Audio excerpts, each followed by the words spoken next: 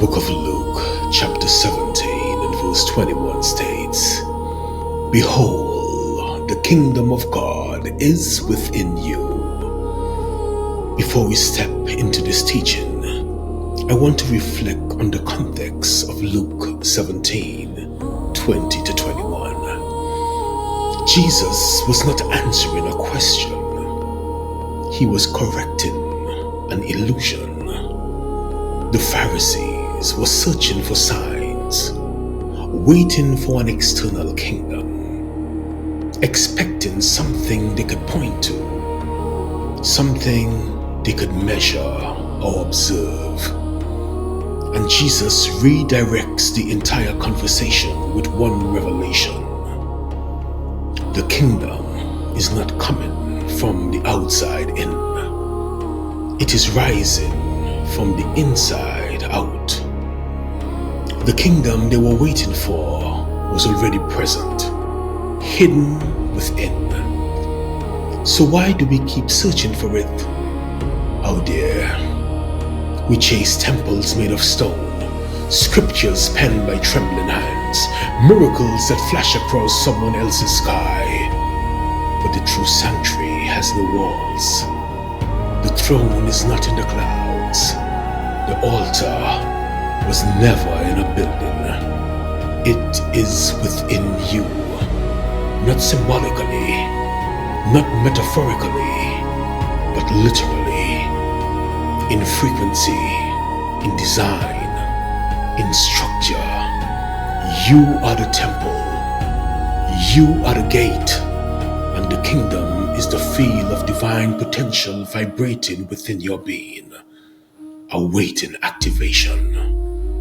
Let me explain the hidden maps of the inner realm. The ancients never drew external maps. They etched blueprints of consciousness. Kemet called it the Duat, the multi-dimensional mirror of the soul's journey, encrypted with initiations. India described the Lokas, realms layered in frequency, not distance. The Gnostics whispered of the pleroma, the fullness of source before fragmentation.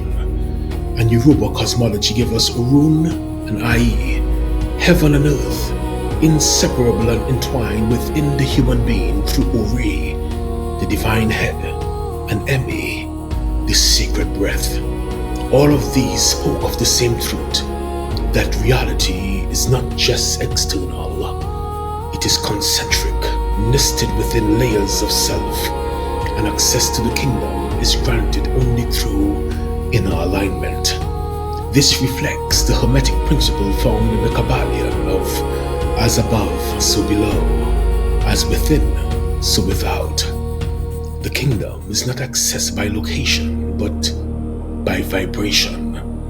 It is mirrored in you, through you, and only when you harmonize the inner will the outer respond in kind.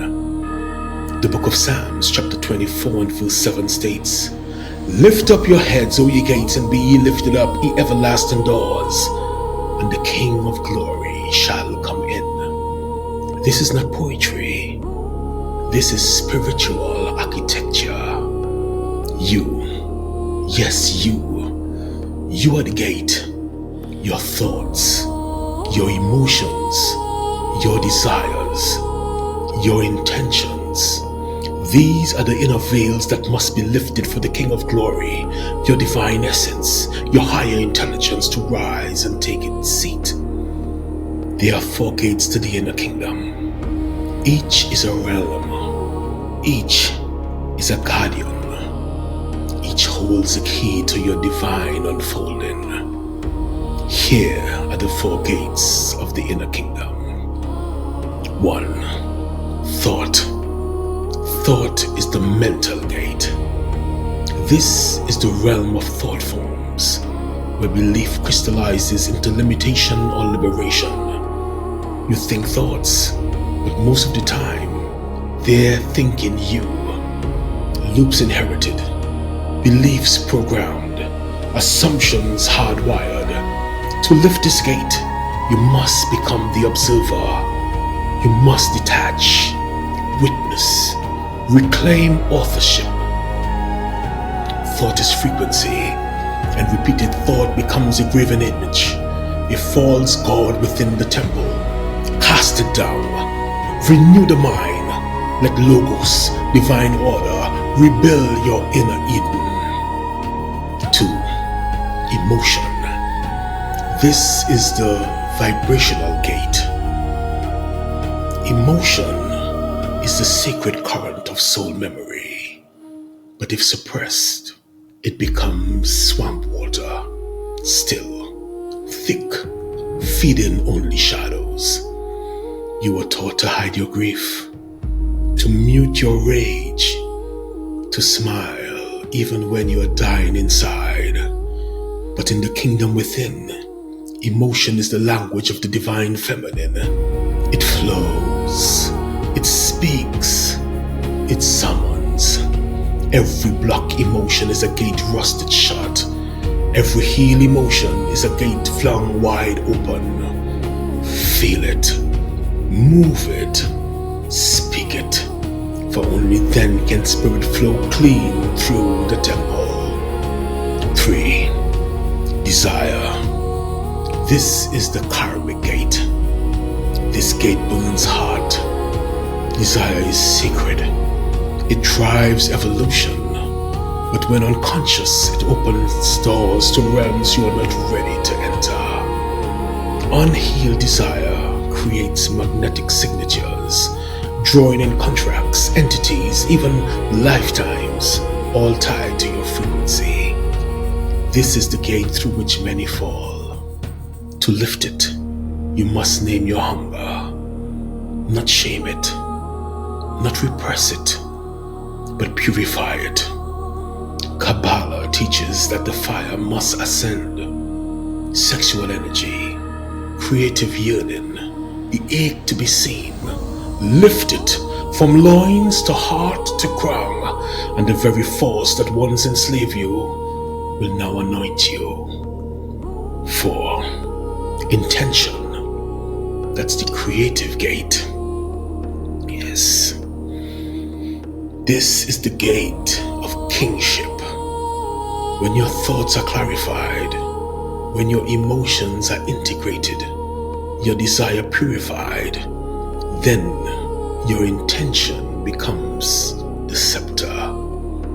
Intention is not mere wishing. It is a command field, a vibrational blueprint sent into the ether, ordering reality to bend in response. To lift this gate is to reclaim spiritual dominion. It is to speak, "Let there be," and know it shall be so. Now let's look beyond the gates and into the realms. Some will say, but if the kingdom is within, does that mean there are no angels, no demons, no other realms? Let me be clear. Yes, there are real beings in real dimensions, seraphims and watchers vibrating far beyond this density, parasitic entities drawn to wounded auric fields. There are elementals, egregores, ancestral intelligences, all very real. But entry into those realms is not through fantasy. It is through frequency.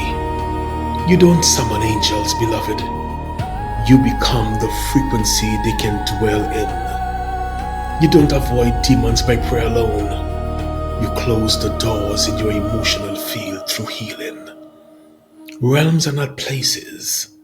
They are states of resonance. And the kingdom? It is the highest of them all. Now here are the keys to the kingdom.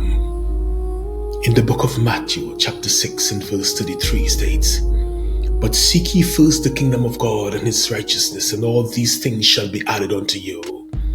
This is not religious advice. It is energetic law. Until the kingdom is sought within, nothing external can truly satisfy, because everything gained without inner alignment becomes temporary, misused, or lost. Here are 5 directives to enter the kingdom within. 1. Quiet the mind. Set aside time daily to observe your thoughts without judgment. This is not just meditation.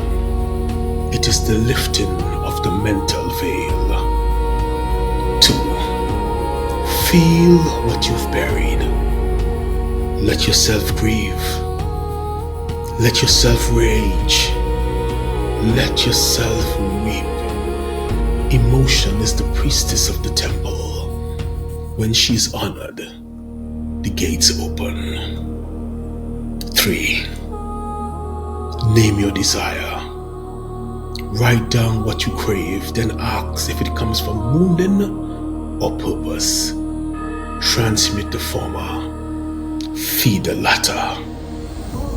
4. Speak clear intentions out loud. Words create worlds. Declare what you are calling in from your crown, not your fear. 5. Return to the breath. Your breath is the bridge between body and spirit. It is the whisper of Emi, the sacred breath of the Yoruba. Inhale like you are welcoming God back home. You are not becoming divine, beloved. You are remembering what you are. The gates are in your mind. The realms are in your body. The kingdom is in your frequency. Here is the truth of what you are. This is the sacred curriculum. Lesson